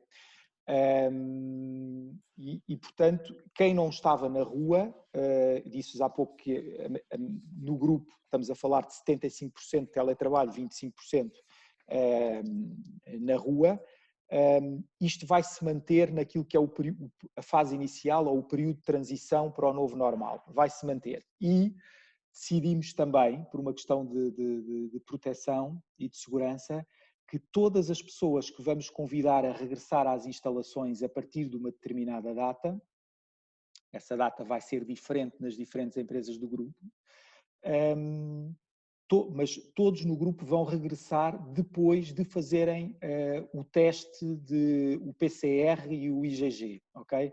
Provavelmente os gestores de recursos humanos sabem o que eu me refiro. Refiro-me ao teste de perceber se a pessoa está infectada ou não, ou se tem presente anticorpos, o que significa que já teve contacto com o vírus, e é uma medida, não é fiável, como sabemos, e todos lemos a notícia, não é uma medida fiável, mas é, do ponto de vista de população, uma medida, digamos, de alguma imunidade. Obviamente não está provada a imunidade, e é discutível fazermos este teste, mas no grupo entendemos fazê-lo. E por isso, todas as pessoas que voltarem, ou antes de voltarem às instalações, deverão fazer este teste, o de se está infectado ou não e se teve em contacto com o vírus e, portanto, tem anticorpos relativamente ao Covid-19. Como é que vamos fazer? Segmentámos e neste momento temos a amostra dos 6.000 colaboradores no grupo feita em 3 segmentos, ou seja, as pessoas, ou o grupo, aquilo que chamamos grupo 1, que são pessoas que não têm restrições familiares ou sociais e, portanto, tipicamente são pessoas solteiras, não é? E que estão, como dizia a Dora, com vontade de voltar ao escritório, que estão sozinhos em casa e, portanto, estão com vontade de voltar e não têm nenhum tipo de restrição. Alguns vão de viatura própria e, portanto, não vão de transportes públicos e, portanto, a situação de risco também está diminuída. Esses vão ser os primeiros a voltar ao trabalho, os do grupo 1. Depois temos as pessoas do grupo 2, que são pessoas que têm constrangimentos familiares ou sociais, têm menores a cargo, que os filhos estão em idade escolar e, portanto, têm que continuar a ter os filhos em casa e a fazer esse apoio, não têm com quem deixar, ou são cuidadores de alguém, do pai, da mãe, de um familiar próximo, e, portanto, essas pessoas voltarão mais tarde, não serão os primeiros, como os do grupo 1, serão pessoas que voltarão mais tarde. E, em terceiro lugar, teremos as pessoas que só voltarão seguramente no próximo ano, eventualmente até depois da vacina, que são as pessoas que são grupo de risco porque têm alguma situação cardíaca, pulmonar, dificuldades respiratórias, etc., aquelas que constituem os grupos de risco e que esses serão os últimos a voltar. Portanto, a preocupação com a segurança e os níveis de confiança das pessoas é uma prioridade na EDP e, portanto, segmentámos na última semana as nossas 6.000 pessoas.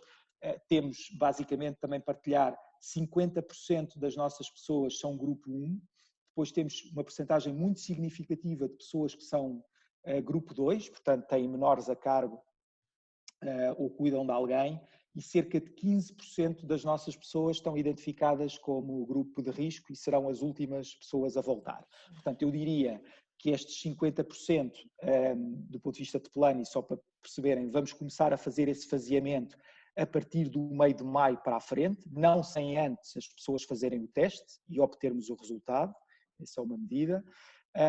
Estes 35% de pessoas só voltarão a seguir ao verão depois das férias e também de forma faseada e depois de fazer os testes. Portanto, estamos agora com uma logística enormíssima de cuidar da identificação das pessoas e dos serviços de medicina de trabalho convocarem estas pessoas para a realização de testes, que não é simples, mas queria partilhar que é desta forma que estamos a prever o regresso às instalações na EDP e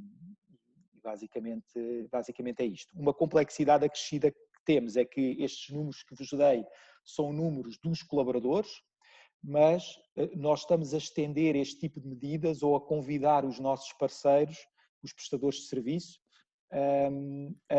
a implementar os mesmos, a partilhar com eles o nosso plano de regresso e a partilhar que possam ter o mesmo tipo de medidas. Ou seja, um exemplo muito concreto. Vamos abrir as lojas de EDP, neste momento estão fechadas, ok? O plano é abri-las a partir do dia 18, ok? O plano também é que as pessoas que vão estar a atender nas lojas possam regressar faseadamente e com os testes feitos nas mesmas condições em que a EDP faz. Obviamente, a EDP pode tomar as decisões relativamente ao seu pessoal interno, mas não pode forçar o parceiro a fazer isto. Mas vamos partilhar aquilo que entendemos que são boas práticas para que o parceiro, nomeadamente o das lojas, na verdade não são um, são 3 parceiros, possam tomar o mesmo tipo de medidas internamente. Está a ver? Agora, imaginem a complexidade que isto traz do ponto de vista de clarificar este tipo de medidas e notificar os sindicatos do que estamos a fazer, convidar os parceiros a fazer, porque obviamente o teste tem custo e então quem é que paga o teste?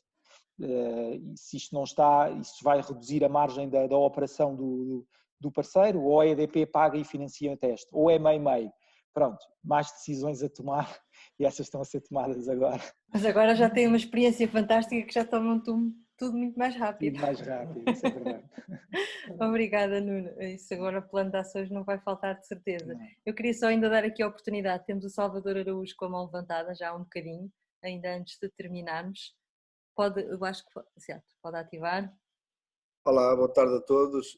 Eu só tenho mesmo alguma percentagem do meu telemóvel, porque eu vim de viagem de Vila Verde para Vila do Conde, portanto gastei quase toda a bateria e não encontro perto sequer a forma de me ligar outra vez.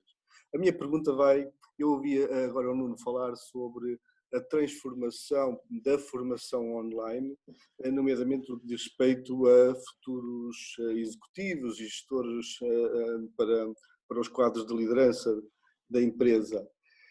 Uma das áreas em que eu trabalho tem muito a ver com a formação de executivos, nomeadamente nas áreas comportamentais, e tenho puxado pela minha criatividade e pela tentativa de a minha flexibilidade cognitiva ser maior, para tentar transformar sessões presenciais com dinâmica de grupo, com discussão, reflexão, sentido, sentimento, cheirar, sentir, tocar à distância, e confesso que no momento são escassas as substituições.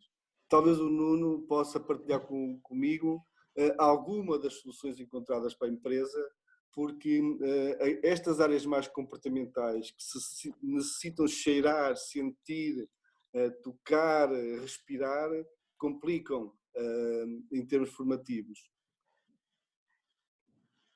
Obrigada, Nuno. Salvador. Não tenho nenhuma resposta milagrosa para o Salvador, até porque não sei. O que lhe posso dizer é, nestas semanas, portanto, na formação, e concordo consigo, há coisas que não é a mesma coisa e não substitui o formato e aquilo que é a riqueza, Salvador, de uma sessão presencial e tudo aquilo que emerge numa dinâmica presencial. Não substitui, estou 200% de acordo consigo. Agora, numa altura em que vamos ter um período longo, esta transição, ninguém diz que a transição é até a dia X, nós não sabemos se estamos agora, passamos do estado de emergência para o estado de calamidade, e se em setembro, outubro, não temos um novo surto que nos leva a trazer ou a restringir mais aqui as medidas. Aquilo que nós aprendemos é que não sabemos nada ou sabemos muito pouco sobre isto, e temos que estar melhor preparados possível para lidar com um período de transição para um novo normal que ninguém consegue precisar quanto tempo é. Ora, como há esta questão da imprevisibilidade de quanto tempo este período de transição vai durar, sabemos que vai ser longo, e com o objetivo de não parar e de continuar a dar a formação que consideramos válida e que consideramos crítica, o objetivo tem sido, com criatividade, encontrar encontrar dinâmicas de trabalho, não é? Que permitam trazer para a discussão aquilo que são os exemplos da sala, não é? Mas não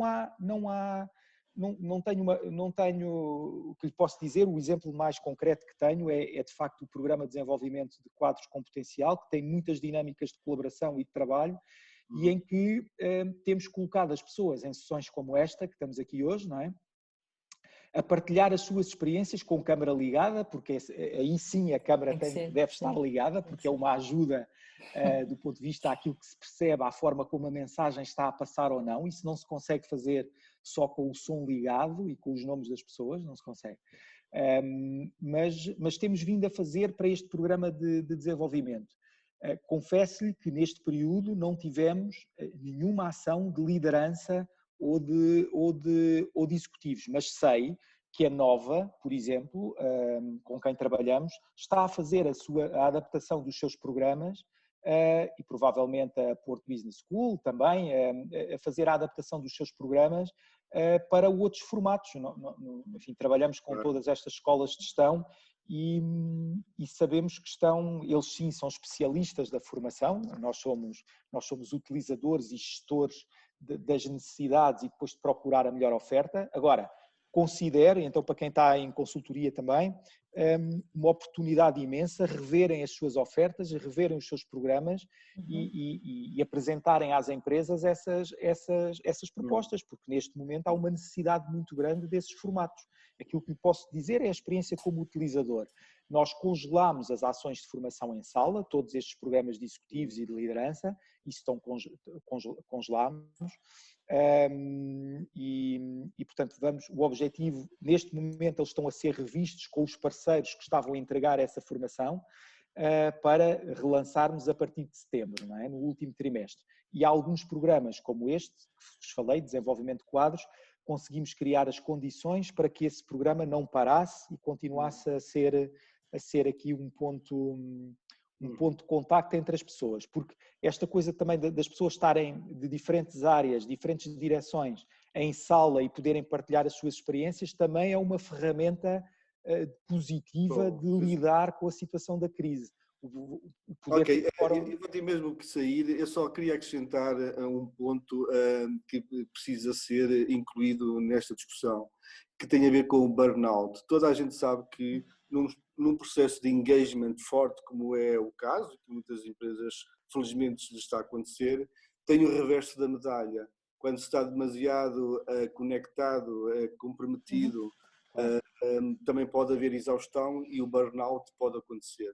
Portanto, todos os gestores de recursos humanos que me estão a ouvir certamente devem levar isso em consideração.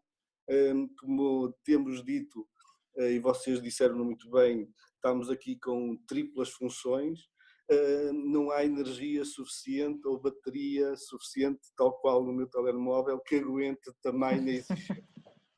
Há que prevenir desde já, por inoculação futura, digamos, estratégias para diminuir este engajamento, este drenar de energia.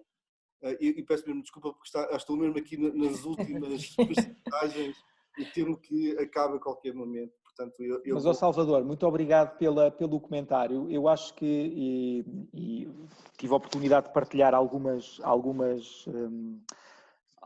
práticas que a EDP, em presença dessa questão do burnout das equipas, procurou implementar, nomeadamente a linha de apoio com um psicólogo e alguns recursos informativos para lidar com essa situação e até 2 apps de meditação e de mindfulness, só para dar alguns exemplos, mas aproveitava para lhe dizer que neste momento aquilo que sinto do ponto de vista de segmento mais exposto a burnout até é muito o nível de gestão, porque o nível de gestão tem uma responsabilidade acrescida naquilo que é o dotar as pessoas dos recursos certos e essa procura, digamos, essa procura desses recursos, a decisão sobre a melhor forma de fazer quando não se tem a certeza de que aquela é a melhor forma de fazer, tem colocado os gestores da empresa onde trabalho numa pressão enormíssima, claro, na procura das melhores soluções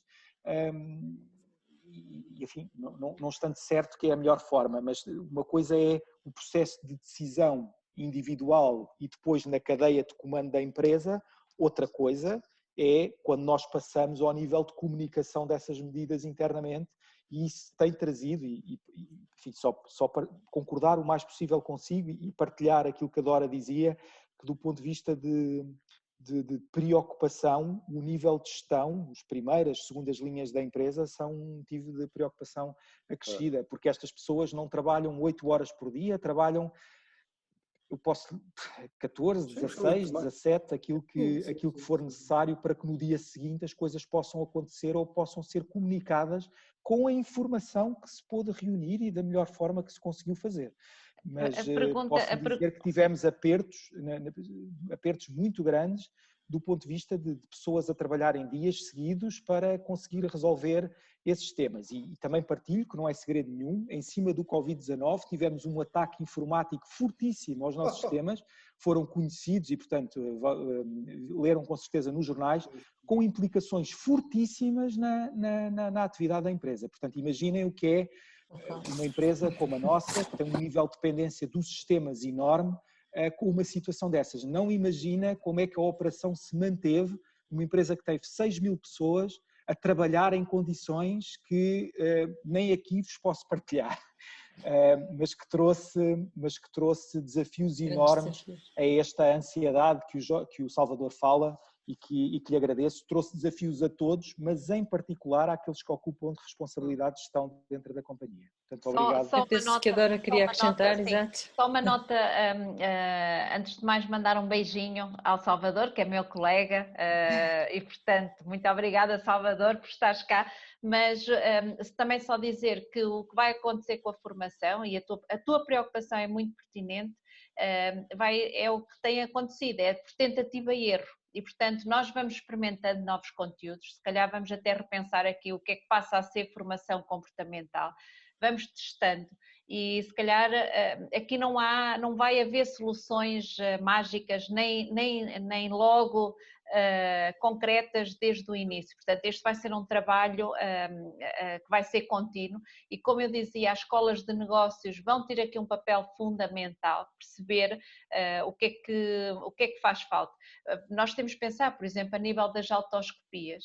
Nós deixamos já muito de dar valor às autoescopias e neste momento tudo o que temos estado a fazer é formação de autoescopias. Nós já estarmos a participar nestes webinars, estamos constantemente a tentar identificar aspectos na nossa postura comportamental e também oral e tentar melhorar, porque se calhar o nosso foco quando estamos a falar até é mais sobre nós do que sobre os restantes participantes, mas não há, o Nuno está no terreno, não tem essa solução, eu também não te a consigo dar, mas acredito numa coisa, nós somos muito criativos e temos sido muito elogiados a nível internacional pela criatividade que nós portugueses estamos a ter neste momento de crise e portanto eu também acho que se calhar daqui por 4, 5 meses estamos aí com soluções muito criativas, se calhar depois umas imitação de outras,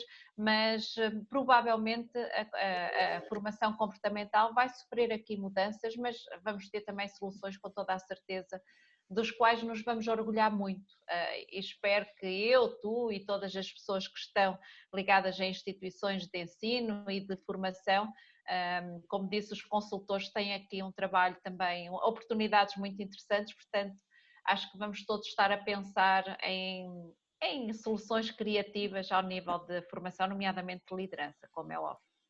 Só acrescentar uma componente, eu trabalho muito com a parte comportamental, coaching e programação neurolinguística, nada mais emocional, portanto, e trabalho comportamental. E se eu antes também tinha a crença que havia muitas técnicas que eu não conseguiria aplicar com uma pessoa à distância, essa crença hoje também mudou. Eu consigo trabalhar muitas ferramentas de programação neurolinguística mesmo com a câmara. Portanto, é mesmo efetivamente nós pormos a criatividade a funcionar, nós conseguimos fazer induções, conseguimos fazer uma série de coisas, atrair sensações, cheiros e uma série de coisas de outra maneira. Portanto, isso é possível. Nós conseguimos levar o outro a sentir coisas. É possível mais individualmente, mas quando em grupo, também sim, trabalhas, sim. Quando trabalhas um grupo e fazes, por exemplo, coaching de equipas ou trabalhas a dinâmica da equipa, a coisa complica, porque tu não fica só menos fácil por enquanto, fica só menos fácil, sim. Nunca é a mesma coisa, como dizíamos há pouco, ganha-se umas coisas, perde-se outras, mas quando não há uma possibilidade, há sempre qualquer coisa que eu acredito que se consegue acrescentar, pelo menos é a minha crença pessoal, ou seja, presencial eu consigo umas coisas, com a distância eu se calhar consigo outras, mas com um propósito semelhante. Uma das coisas que pode acontecer no futuro é criar salas em que as câmaras possam fazer uma visualização total com o espaçamento das pessoas e nós podemos ter acesso a essa dinâmica à distância. E há escolas de negócios que já têm este tipo de câmaras colocadas em várias partes da sala para poderem apanhar o máximo de informação possível e transmiti-la, por exemplo, a um formador, mas com a presença das pessoas numa determinada sala, com o espaçamento que for necessário ter agora. Eu tenho que agora sair, vou-vos agradecer imenso, está mesmo quase a acabar, eu não queria que fosse de forma abrupta. Obrigado por este webinar, certamente nos vamos ver num outro momento. Boa criatividade e, por favor, balanceamento para não nos tornarmos também consumíveis, como no livro de Isabel Allende, desaparecermos por combustão. Ok, um grande abraço a todos. Obrigada, obrigado. Muito bem, sobre formação ainda daria aqui muito tempo de conversa também. Dora e Nuno, deixo-vos uma palavra final, antes de fazer o agradecimento final, já passámos acho que um bocadinho da hora, sim, já são 19h43, uma palavra final que gostassem de deixar a estes participantes que ainda estão aqui connosco. Enfim, agradecer a todos, e aquilo que quero deixar é uma palavra de otimismo e de esperança, que é essa, depois de passarmos aqui os períodos mais negros e mais negativos e usarmos aqui as medidas de gestão de calamidade, eu acho que o propósito agora é ver como é que podemos voltar aqui uma nova normalidade, com a transformação enorme que os processos de trabalho vão ter a partir deste contexto de pandemia que o mundo e que Portugal e que as nossas empresas passaram, e portanto desconstruíram-se muitas crenças relativamente àquilo que era possível ou não era possível fazer em contexto de teletrabalho, e eu acho que é um propósito agora de voltar com muita força e de rever estes processos e de os executar e de os implementar de uma maneira diferente, e no caso da EDP, como tive aqui a oportunidade, de uma maneira mais rápida, porque se fizermos mais rápido também falhamos mais depressa, e falhando mais depressa também se percebe que tipo de erros se cometeu para não se voltar a cometer novamente. E portanto, no fundo é um otimismo quanto ao regresso, e este ano vai nos marcar muito, mas eu acho que vamos conseguir, como fizemos aqui, tirar também as ilações positivas e a transformação cultural e os processos mais digitais são um insight poderoso e positivo deste aspecto negativo do Covid, e é isso que me agarro, e é essa a nota final que quero deixar, é um aspecto positivo e de transformação para o futuro, e querer fazer parte deste processo e voltar a partilhar convosco e ter, ou se calhar estar a receber outro tipo de experiências das empresas que estiveram aqui hoje representadas connosco. E é isto. Obrigado. Obrigada, Nuno, por ter estado aqui connosco e pelas tuas partilhas. Dora, que agora está cheia de luz. Está-me a dar o sol de frente e não me quero levantar para ir fechar a persiana, é só por isso. Mas estava eu a dizer que, antes de mais, um bem-aja a todas as pessoas que estão na área de recursos humanos, desde o staff mais operacional a quem tem uma função mais estratégica, porque de facto foram muito importantes nesta mediação entre a gestão e os próprios trabalhadores, porque foi necessário fazer também um trabalho de terreno, nomeadamente preparar kits para as pessoas que estão no local de trabalho, para as pessoas que estão em casa, preparar refeições e levar as marmitas para funções que não estavam só nas instalações, porque há muitas funções que são desempenhadas no exterior das funções, e houve este trabalho, de facto, aqui de uma preocupação muito grande, mas também é preciso pensarmos nisto. Nós sem energia positiva não conseguimos avançar, nem conseguimos superar esta crise, e portanto é necessário, de facto, pensarmos positivamente.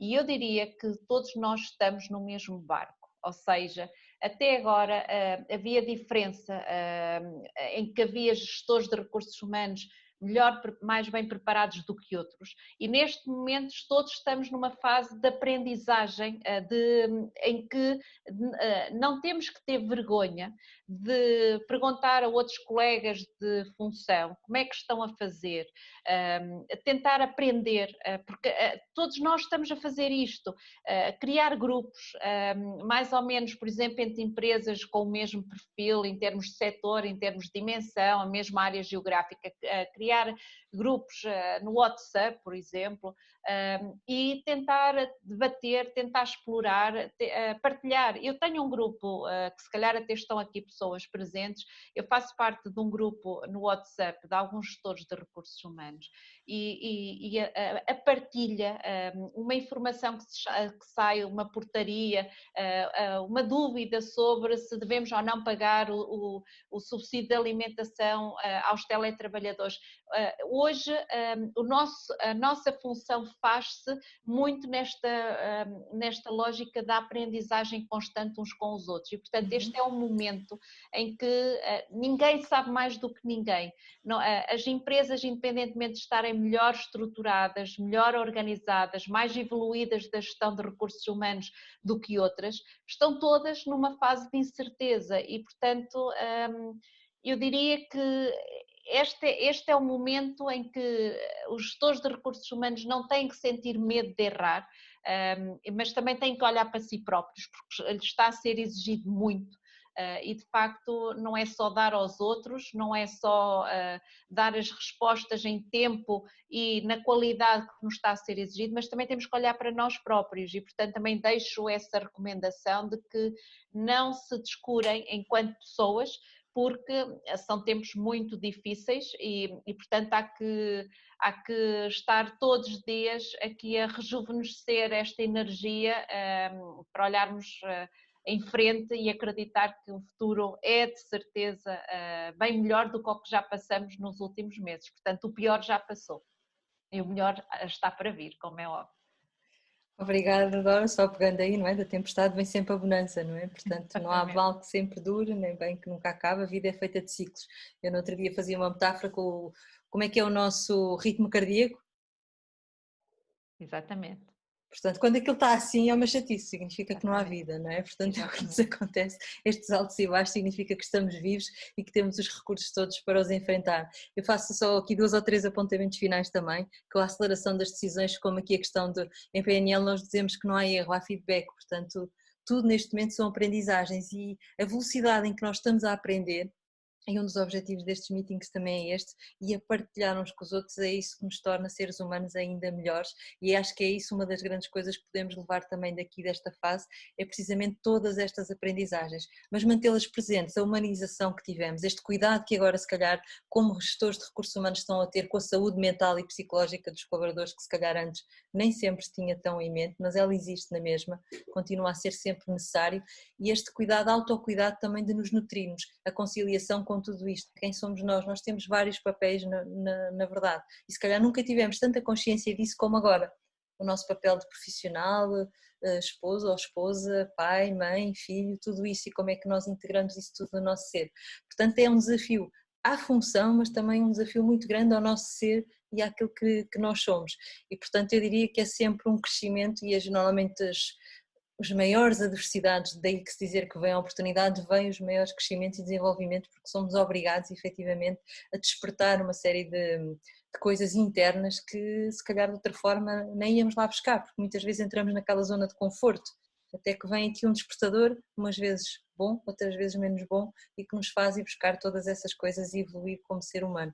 Portanto, e toda esta aproximação também que, das relações que foi referida aqui pelo Nuno e também noutras organizações do vosso estudo, essa aproximação humana que se calhar antes não existia, o que é que nós agora vamos fazer para depois a manter, não é? Para manter estas relações humanas sempre mais saudáveis, em que tudo flui de uma forma muito melhor. Portanto, eu acredito mesmo que vamos sair todos muito mais ricos interiormente, se assim o permitirmos, e é isso que vamos poder contribuir também de nós, na nossa família e no nosso contexto de trabalho e assim também para um mundo diferente, em que não seja um trabalho um peso, mas que seja realmente uma forma boa de nós ocuparmos o nosso dia, que sabemos que nem sempre é assim. E por isso termino com um agradecimento muito grande aqui à Dora, que teve esta amabilidade de estar aqui presente e esta disponibilidade e todas estas partilhas, ao Nuno também, por ter aceito este desafio comigo, portanto, grata Nuno, grata Jorge também por ter estado sempre aí e sabe que tem aqui um papel especial também, e grata a todos os que ainda estão aqui, que restaram para além da hora, e espero que tenha sido útil e inspirador para vocês as histórias que foram partilhadas aqui, pelo menos é essa a nossa ideia, é que todos possamos fazer este On Rising de dentro para fora e trazer o melhor que temos, primeiro para nós, que nos nutrimos e depois à nossa volta sim, porque temos um papel então, quem está com a gestão de pessoas mais ainda com essa responsabilidade. Por isso, meu muito obrigada, um bem-aja a todos e continuem connosco, esta semana temos outro painel ainda muito interessante também, que será com Naide Gomes, é uma outra perspectiva, são as aprendizagens do desporto. Olá, uma pequenina agora! As aprendizagens do desporto para a vida, com Naide Gomes e Elizabeth Jacinto, que nos vão contar certamente histórias também muito ricas da sua experiência. Como sabem, Elizabeth Jacinto, caminhões, piloto, Dakar, portanto deserto, isolamento, resiliência, superação e criatividade vão ser os nossos temas e a Naide Gomes, nossa campeã, também já passou por muitas destas coisas, a vida de atleta por vezes é isolada, às vezes é preciso criatividade para sair das soluções de superações e resiliência, muitas. Portanto, estejam connosco também na próxima sexta-feira, às 18 horas, com as aprendizagens do desporto para a vida, que teremos estas duas oradoras e certamente também nos vão inspirar a ativar aqueles recursos que o Salvador referia há pouco que também precisamos, não é? E que nos podem ajudar nesse tal burnout. Um bem-aja a todos, como eu faço sempre, um grande abraço virtual, é o possível agora e espero que tenha sido útil para vocês e muito obrigada por estarem aqui. Até sexta. Obrigado. Obrigada. Muito obrigado. Até sexta. Obrigado. Obrigada.